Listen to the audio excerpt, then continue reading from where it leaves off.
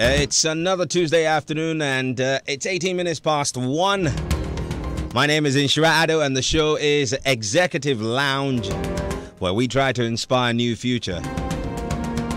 My guest today on the show is Einstein and Team. He's a Ghanaian-British entrepreneur, a startup ecosystem builder that connects innovators to artificial intelligence, space, and other exponential technology networks. And we're going to be learning all about technology, startups, space, artificial intelligence, and what he calls exponential technology,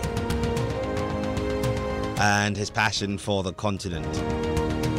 He is formerly a serial entrepreneur, relocated to the USA, where he founded 2 healthcare startups, enabled AI, which is the AI mental health app for exponential innovators. Also Bloomer Tech, which embeds Internet of Things sensors into fabrics to tackle cardiovascular diseases. Now that's innovation. You are welcome, Einstein, to the Executive Lounge. And to you, our listeners, today is a very special live edition of the show, and our very first live edition for the Executive Lounge on radio. And you're welcome, Einstein. Thank you so much. I really appreciate it. Thank you very much. It's great to catch up with you. I mean, I had to shorten the short version of your bio. You know, for a relatively young man, you've done quite well for yourself. How did you venture into the space of technology and innovation? Thank you for the question, and thank you for having me. For myself, I actually had a very diversified background. I've played rugby for England. I've also went to LSE, went to join investment banking firms, worked at UBS, Deutsche Bank, did all sorts of different things, and then left that to start my own business in the mental health sector. Wow! And that took me to learn about technology, how that can impact people's lives, because I spent some time also in China and in India, traveling around different parts of the world to see how fast the world is changing. So I need to learn what's the thing that's changing the world in the direction it's going so far, and it was all tech. So that took me from where I was to Silicon Valley to learn about tech, and I actually got into a program at NASA Ames, at Singularity University, where I got to learn about all the exponentials from AI, blockchain, robotics, 3D printing, space technologies, all these nanotech and all sorts of things, and learn how we can actually embed these kind of tech into our businesses, into our lives, into our surroundings all around us. It's quite interesting that you immersed yourself into very varied areas of learning opportunities. Yeah. One of the things that I kind of identify with the way technology has shaped the way we do things, and it's quite interesting. If you go back to the days of watching Star Trek and things like that, you kind of felt that wireless communication was something that was way into the future, and then less than 3 decades down the line, here we are. And we hear about nanotechnology, artificial intelligence, robotics, and all of these things. And it seems very far away from our everyday use. Where do you see AI in Ghana's near future? I'll give a very concrete example of I work for this company in China, in Hangzhou, called Supcon Group. And we sold automation equipment and smart technologies all around the world. And we went to, I helped them to build the overseas division, and we sold technology to a manufacturing plant, and we went there, and within 2 days they went from 2,000 workers to 40 workers. Wait, you help scale up an automation system, and that improved processes, but the fallout from there meant that they went from 2,000 people to 40. Yeah. And within and it's all automated when you leverage robotics and these sorts. So if you're in Ghana, we don't want to. The whole idea is these things are affecting our lives in an everyday basis when it comes to job creation and job losses in that way. But one thing is also about the opportunities that are made available through technologies right now. At university, I helped pay my way at the LSE for London School of Economics, where as a student I was trading on the currency market on my phone. And I made quite a bit of money to help pay for my university tuition. Really? So It's something I don't often talk about that much. So there's a lot of technology around us that we can use to not only create, better lives for ourselves, but to impact on the community and society that we find ourselves in. I mean, everybody uses Facebook or Twitter or these things nowadays. If you have access to these kind of platforms, you already have all the access you need. My grandma died 105 years old. My mind, Tim, a figurehead in the coral region, and in her lifetime, she got to see the world go from no cars to airplanes to mobile phones to black and white television to all sorts of things within 100 years' time. You can imagine what her life was from that time to when she passed away. All that type of changes that she saw in her lifetime, we are going to experience that within the next 10 years because tech itself is accelerating. So now we're in this crux point where if we don't begin to embed these technologies into our lives and better access them properly, we might run the gamut of being sort of left out completely. Okay. Now, I'd like to learn about a number of things. Some of the stuff that you do. So what's exponential technology? Help me break this down for my lay mind. Yeah. There's technologies in the ones we're used to where there's the internet, digital access, and, ICT and system databases, for example. And there's exponential technology when you talk about artificial intelligence, which is algorithms learning by themselves to become even more advanced. We talk about space technology. My mentor, he's got a company that sends nanosatellites to space to mine asteroids and bring resources back to Earth. Wow. We have companies that do human genomic sequencing, 3D printing, right, where you can print organs as it is right now today. Editing human genetics. All these are things that we call exponential tech because it's things that people perceive as futuristic, right? And itself as are continuously advancing in its own right as well. So these techs are also growing in its own paradigm as well. Now, this is for I fancy myself as someone who loves technology, but I mean, all the stuff you're talking about seem like, light years away from my mind. Yeah. I'd like you to explore what Ghana or Africa, for that matter, ought to do, especially if you consider the fact that a lot of change and policy direction is etched at the macro space, okay? And really, technology is often linked to younger people.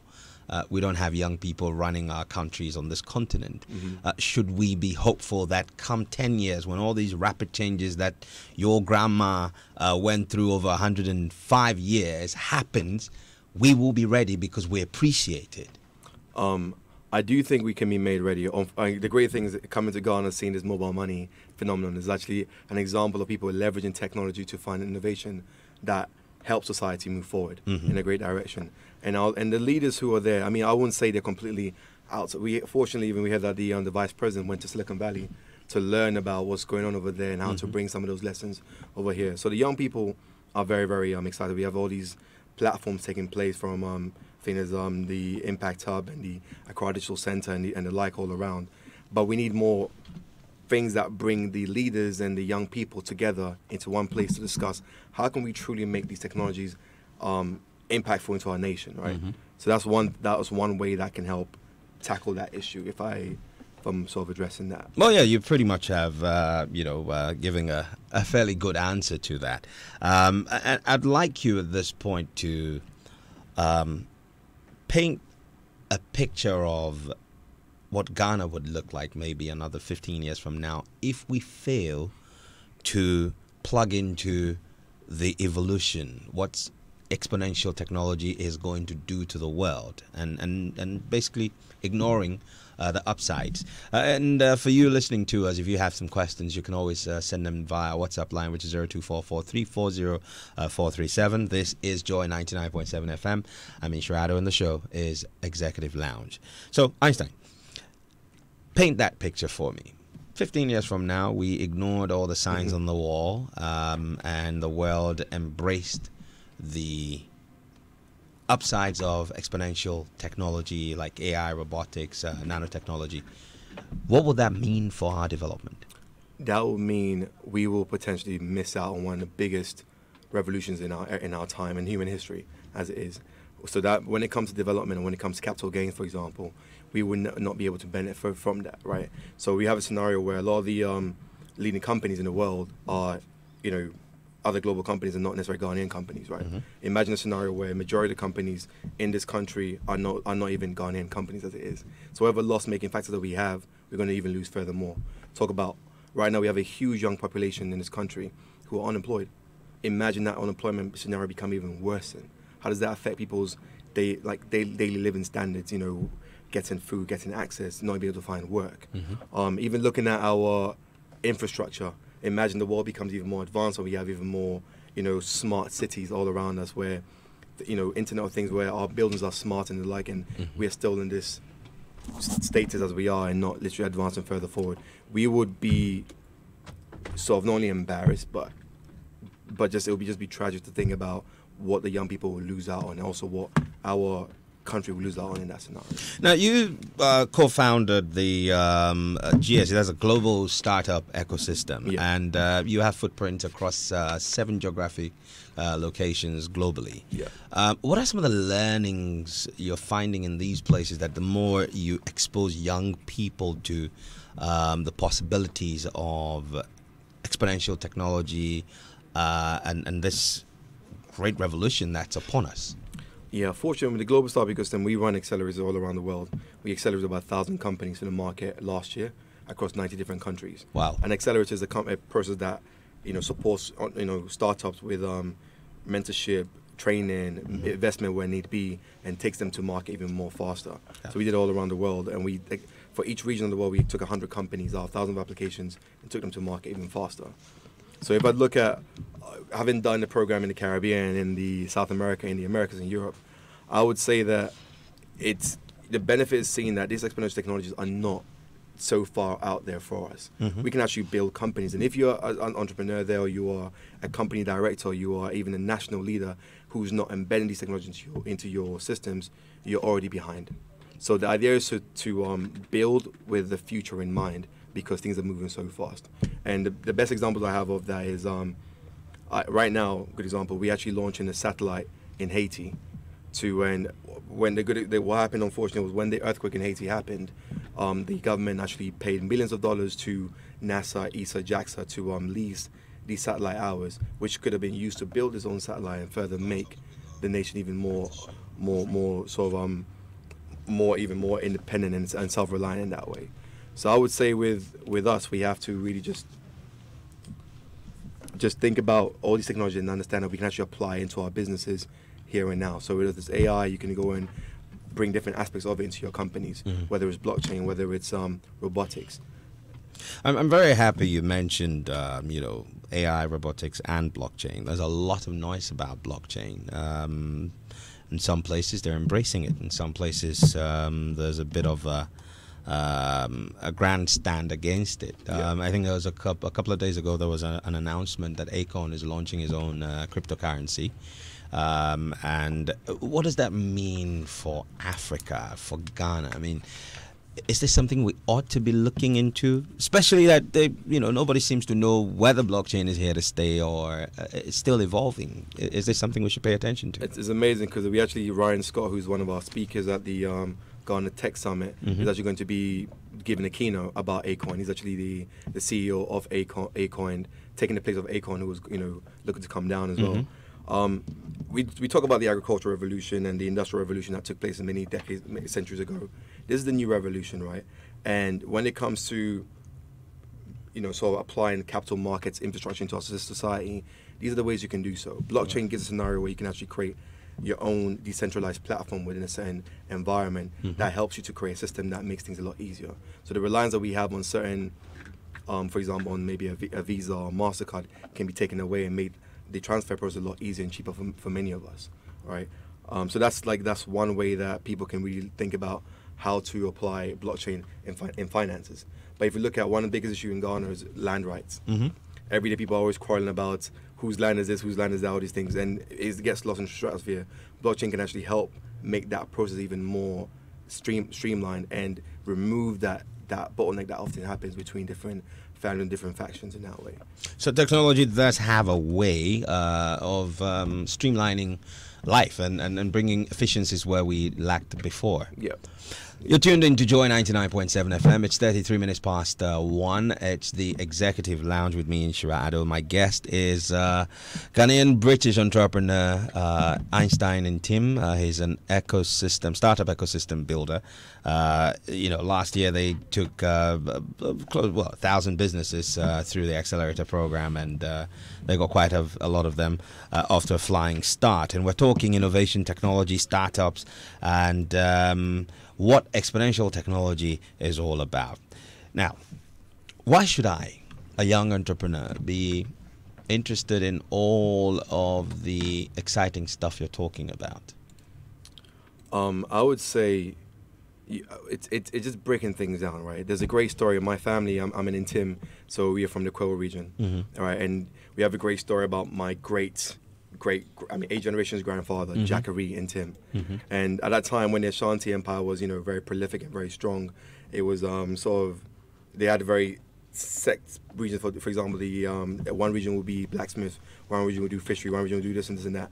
And the Quills were actually one of the warrior groups that would go out there spying and scoping for growth. So my great great grandfather and Jackery and Tim actually said, at this point we don't need to do any more empire building. Why don't we just leverage what we have right now and keep moving forward? And to go against the empire in that way is almost declaring war in that way. So he actually split aside, actually went to a hilltop or a mountaintop. Over there were a lot of lions around that region, around that area. And in the family accounts, they'll tell you that Jackery and Tim was this, huge, strong guy. He went and he fought the alpha lion and drove them all the way. But what actually happened was he actually used a certain type of metal and actually made a bell out of it. And apparently when you hit the bell in a certain frequency, you can actually drive these animals away without any need for That's the use of technology. So that's, this is centuries ago, right? So that's a very, very simple use of innovative thinking. So it's not necessarily just only about tech, it's about how do you think innovatively about your approach to doing certain things. All right, so I'll say a young person who's listening right now, tuning into, and not just only a young person, anybody who's listening right now, thinking about how can my life, my business, my work, how can you sort of think differently about how you approach this? Because these technologies are all available to us right now. And right now you can actually go in there and learn a bit more about AI, a bit more about blockchain, a bit more about robotics in that way, and actually apply aspects of that into your lifestyle and business. Yeah. The word leapfrog comes up a lot when Africa is mentioned in the same breath with innovation, technology, and advancement. How much of a jump do we need to do to bring our level of development, especially in the space of technology, anywhere close to what's happening around the world, so we can have a competitive edge? The great thing is that the jump has been made even smaller because of these exponential technologies, right? So before, when you had to think of this phenomenal ways to make these leapfrogs, look at this right now in Africa, and even in Ghana, the phone penetration rate has hit 86%. Right, that means most people have access to smartphones. Sure. We don't require these pylons all around the place. When you go to New York and you go to different parts of London, you still see some of these pylons all around the place. We move straight from the routing system straight to digitization, straight to smartphone technologies, right? So imagine applying that type of thing in every aspect of our development emphasis, right? So when it comes to agriculture, how do we actually apply these technologies into satellite, drone technology to help map the farmland a bit better, improve how we go about our framework with these systems in that way. Yeah. This is the Executive Lounge, and my guest is Ghanaian British entrepreneur Einstein and Tim. You're focusing on innovation, doing all these startup accelerators around the world. Let's talk about innovation. What is it? I mean, from the story you told about your ancestor Intim Jackery, it's doing something fantastic with a bit of ingenuity. Yeah, innovation is thinking laterally and applying what's around you, but using it in a very unique and different way. And we Ghanaians and Africans, we've always been innovative, all right? But I would just say now we have a chance to really apply that mentality of going about our process very differently, a lot of inventions that came out. I mean, right now, you know, one of my people I really look up to is Thomas Mentor, actually the inventor of fiber optics, right? Mhm. You know, thinking differently as to how to approach some of these things, and sometimes it goes about being aware of what's available to you. So for me, when I talk about innovation, I also straight away link it to awareness. Are you aware of what's around you, what's available to you, right? And as I said, you know, with one thing that we do with accelerators in our tech summits around the world is to bring that awareness to people of what's available to them, to learn from other experts. I'm sure my ancestor did not get this from his own. He learned about it from somewhere and being aware about it. So innovation links to awareness, which links to access. And now this access has been made available to all of us to improve our awareness of what was available to us and what we can do.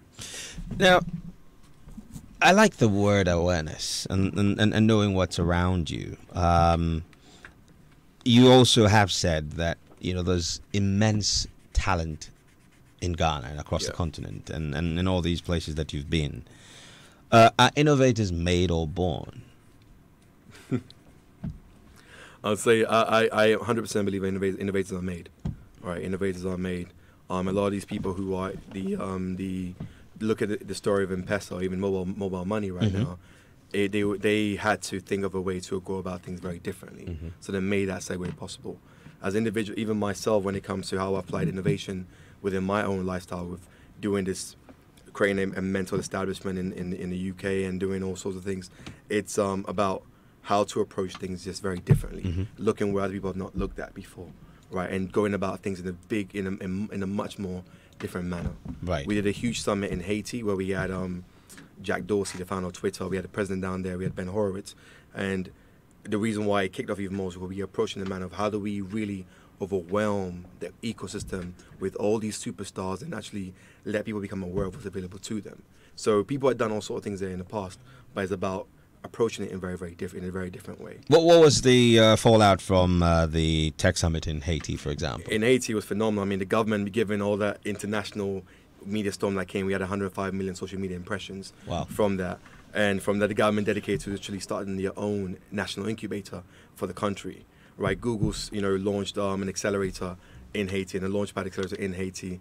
Facebook launched a developer circle in Haiti where they actually had training academies to help teach people how to code and become developers. And even Airbnb signed a 5-year MOU with the government to expand on the Airbnb experience. And that's just within the big picture sort of things. Imagine all the number of events that happen now in Haiti, from EdTech Summit, FinTech Summit, and the like, all around the country now. So things are booming just because of the impetus we put in by actually dedicating ourselves to making this huge summit for the nation to drive things further forward. Let's go, granular on innovation and innovators. You said innovators, can be created, made.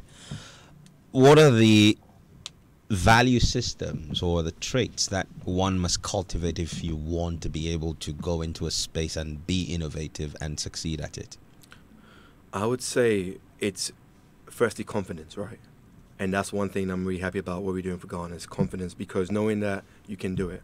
I have a great friend who has one of the leading companies in space technologies right now. And before he launched the company in space, he had no background in space whatsoever.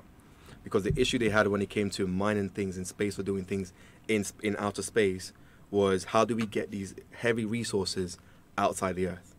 So he thought, there's 3D printers all around the world right now that do 3D printing houses, 3D printing in organs, guns, and clothes, and blah, blah, blah. He's like, how do we create a 3D printer in space? Wow. Right. So his innovation was just simply making 3D printers work in space, and now you're able to print resources print materials in space that can be used for mining. So he completely superseded all innovators across the space industry just with that alone. We use an example of Elon Musk, right? All he did when he came to space was asking, every time NASA, ESA, JAXA launched these rockets to space, it comes back on Earth and it falls in the ocean. He's like, why don't we just recycle these rockets, right? We use all these examples. Even like myself, I gave an example about Haiti and the satellite that we got going on. My only statement to myself was, rather than spend all this money in borrowing these things, why don't we do our own thing? So we have these concrete examples of how you can just think differently, or just just be aware of what's available to you. And these people who do these things, myself included, it's not because of anything special. It's just knowing that what's available to you and being aware, being confident that it's you also can benefit from this. You also are privy to this. You also can actually be a winner in these endeavors. And that's one thing that I'm hoping that through some of the programs we do in Ghana, it just simply spotlight knowing that, look, we are all capable, we all are ready and can actually do this.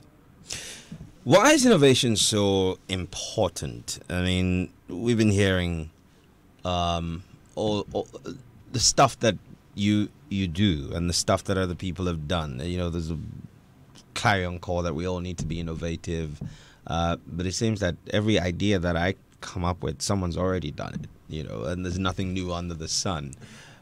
Why is it so important? It's important because it's the only way to truly bring about the change that is necessary to happen, right?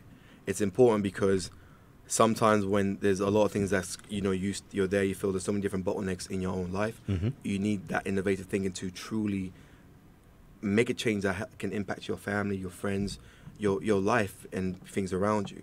And like I said, it's generally not oftentimes it's because people think innovation in a very grandiose way. And there's that innovation side, and there's also just how you approach things too. So people, for example, you say you have all these ideas that come to you sometimes, but the idea is one thing. Another innovation is how you approach that idea itself. And sometimes that's probably more at least more success than even having to come across that new idea yourself. My mate didn't actually invent 3D printing.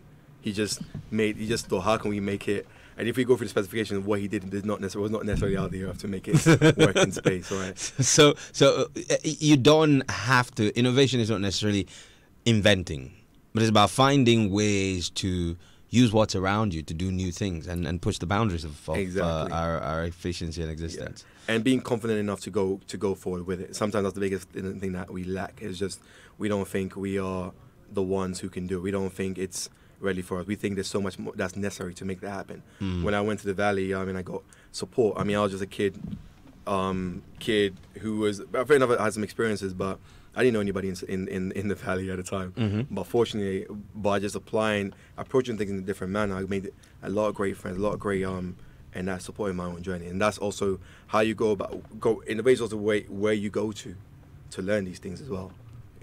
So you should expose yourself to the right people. Expose yourself to the right people, the right places, and the right things. And I guess we could talk a little bit about what you're doing tomorrow, because I have Junior Ibrahim Adote on Facebook is asking, can I buy a ticket at the venue tomorrow? And I'm sure he's talking about the Ghana Tech Summit.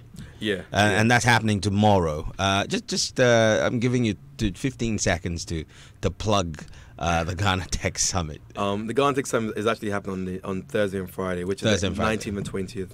Our international arrivals are arriving on tomorrow. That's why there's that confusion. But it's on the 19th and 20th. Okay. And definitely, tickets can be bought at the door. We're definitely helping, locals who want to take part in this. And even as we stand, we actually have a promotional going on for people who are tuning in right now through via JoyFM. If you go to the website right now and go to register and put in the code JoyFM, you actually will get a free pass to come to the summit.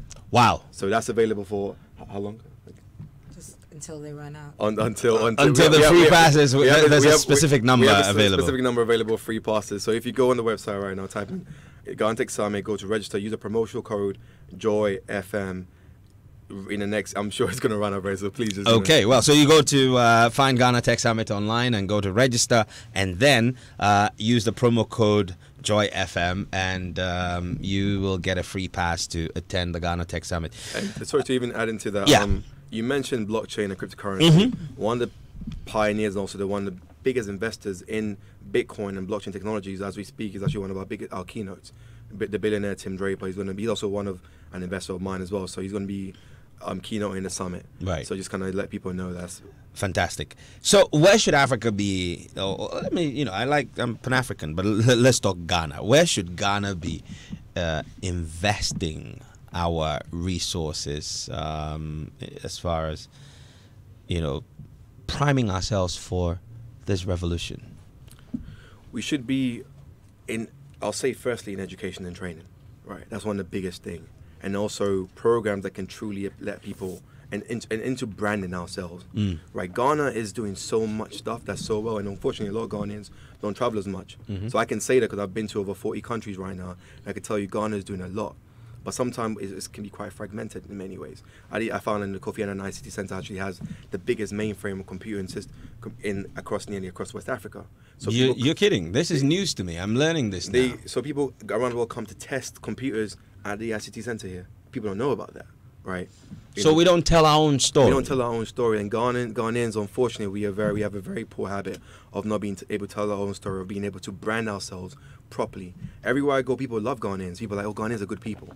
But we need to go from just being good to becoming phenomenal, and that's one thing that we can invest in to truly make that a case in point for across the continent. Ghana can be that innovation hub of Africa and the world at large, and I believe that, which is why we put the name Ghana into the Tech Summit. It could have been Africa or global, but we made it Ghana because the emphasis should be on Ghana. Well, you're listening to the Executive Lounge with me, Inshira Ado, and my guest, Ghanaian British entrepreneur Einstein Tim. And we've been talking exponential technology, innovation, and startups. I'm going to spend however much time I'm able to get between now and the end to dive into the concept of blockchain. It's something that a lot of people are talking about nowadays. But you can join us by dialing 0302-216-541 or 0244-340-437. Make a contribution, and if you have read anything about the stuff we're talking about, it would be nice to hear from you. So how can blockchain, beyond, you attempted to explain, the extensions of blockchain technology and its innovation. Can it revolutionize the way we buy and consume entertainment? That's a great question. I mean, anything that requires interpersonal transactions, interpersonal relationship in that sense, where you can actually correspond with somebody directly, blockchain can influence in that way. So a good example being, it's already revolutionized entertainment anyway. Okay. One of my partners who's helping me launch this satellite in Haiti is actually a guy called Zizou. He's actually a company called Space Chain.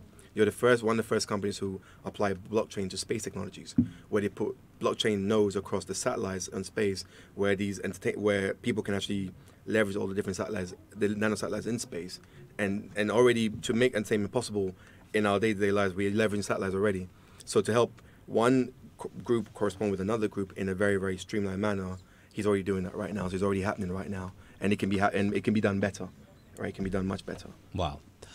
Now, I think we have a question from someone on, it's Kwame Doji on Facebook again. He says, Ghanaians should be ready and prepare for new technology. One more thing that we should learn is to buy made in Ghana technological products. Now, I had a chat with someone recently, and quite often people feel that we have the expertise locally, but we tend not to patronize it.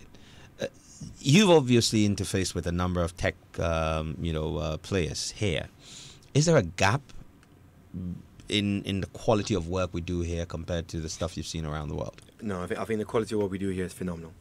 Ghanaians, and the funny thing is when you look at the performance of Ghanaians around the world, did you know that the highest IQ group and the highest scholarly group in the US and the UK actually the Ghanaian and Nigerian migrant children? Wow. So globally, when you go to the US and the UK and wherever, and France, of course, all around the world, the scholars who are actually the best doctors, the best, most of them are Ghanaians in that way. So our quality of stuff is phenomenal. I was at the Made in Ghana fair at the Accra International Conference Center, and I was there, looking at some of the resources and things we have over there, and it's phenomenal. What we lack is confidence in our own things, confidence in what we produce, and actually patronizing what Ghanaians do. We can't be there and not necessarily support what Ghanaians are producing. I went to the Mesh program on Friday and Saturday with creatives, and they were doing some phenomenal creative work. But we need Ghanaians to truly support their own. The same way, if you know how, I live in China, I know how Chinese push to support their own, I know how Indians push to support their own, I know how British push to support their own. Ghanaians have to really push to truly support what's being done by Ghanaians. Should that push be legislated? it can't be. It's got to be codified in our psychology, in our culture, right? It's not something you can force people to do by legislation. It's got to be done via me knowing that. Look, when I moved to New York, the first shop I went to was a hardware store. I looked around for a Ghanaian store. Wow. And I looked for that, and actually became one of my good friends in the region. When I went to Silicon Valley, I looked around for a Ghanaian restaurant. You know, when you go into programs, what are you doing? What are you supporting your own? Because that's where this starts from. You know, and that's the only way we can truly change our mindset about our own selves and actually, you know, brand ourselves better. Fantastic stuff. We've got about 7 minutes before we check out, and we're having a conversation about innovation technology startups on the Executive Lounge with Einstein and Tim, a Ghanaian British entrepreneur and startup ecosystem builder. Let's get into your personal space a little bit. You know, you've talked about some of the stuff that you have done and done very well. What are maybe 2 moments in this journey where you fell flat on your face, and how did you bounce back? I would say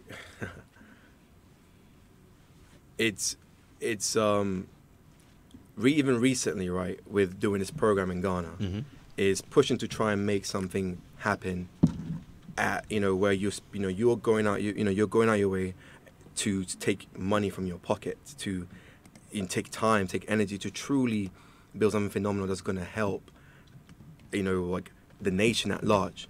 And when you encounter groups and people working almost sort of in their own interest in that way and not understanding why we need to come together collaboratively to truly do this, it can affect your psyche, right?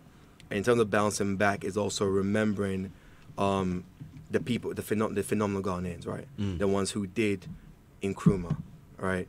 What he sacrificed to make these things possible, and remembering people like yourself, you know, what you're doing to help support, and not focus on what the other parties are doing to try and, whether it's sabotage or work against certain things, and looking at the ones who are supporting you in many ways and focusing upon that. I think that helps me to bounce back. And another one is just tapping into the trends.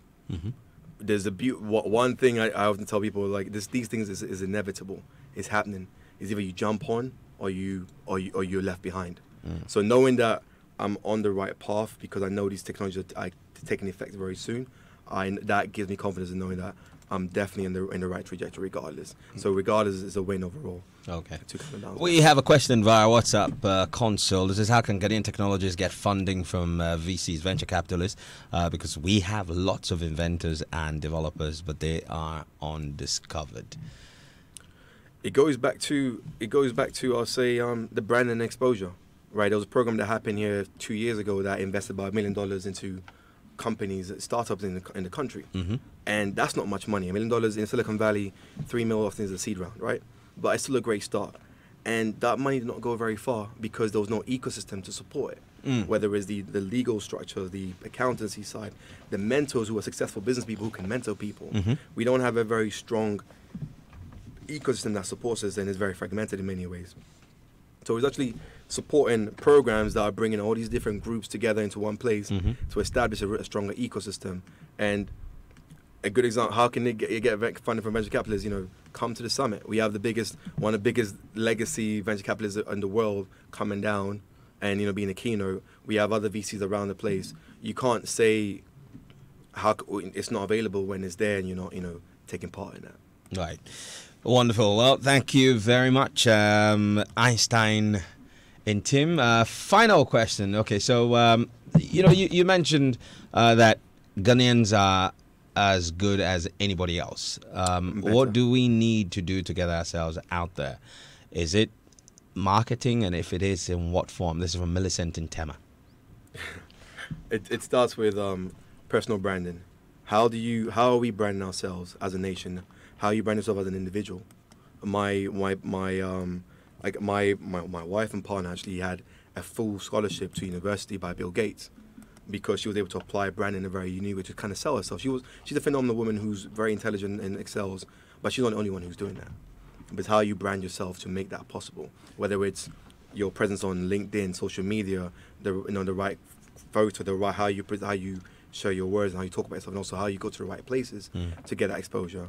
It's all about branding, marketing, and spotlighting yourself in the right way. Wonderful. Well, a big thank you to you for joining us on the Executive Lounge. This is time's just flown so quickly, and I hope this is not the last time we get to sit down. We had very little time. I'm sure next time we can do some more. Einstein in Tim, thank you so much. Thank you very much. And the Ghana Tech Summit is on until Friday. It's Thursday, Friday. It's Thursday and Friday. And if you go online and you use the registration JoyFM, the code is JoyFM, you get a free entry into the startup. But you have to register in the next with it, because there's a set number of passes. So okay. If it runs out, that's it. And say, you know, all right. I got a JoyFM. You have 20 minutes to do that. Let's hope you're able to get in there. Thank you so much once again. Thank you very, very much. All right, we have a tradition on the show where I share with you 5 things I'm taking away from the conversation, and I think number 1 is an answer to one of the questions that was asked: awareness, that you should let the world know about you, and know about what's around you, what opportunities there are around you, but more importantly, let the world know about you. You should stand out. So we're all humans, but you have to be seen, and you must push the strengths that you have. The second thing is that let's not allow the status quo remain the way it is. Innovation is about pushing the boundaries of our existence and our efficiencies, finding new ways to do things. And the third thing is to connect right. Connect right means be at the right place at the right time, meeting with the right people in the right environments who are pushing you in the right direction, so you're able to excel at what you do. And I think the final thing I want to add to this is that when you find yourself challenged, go back to greatness. And that greatness is not always about other people. It's also what you have achieved before. And you should be able to bounce back from that. This has been the Executive Lounge. My name is Inshira Addo. Up next is the headline news at 2 with Mr. Menu. Hello, Inshira. How's it going?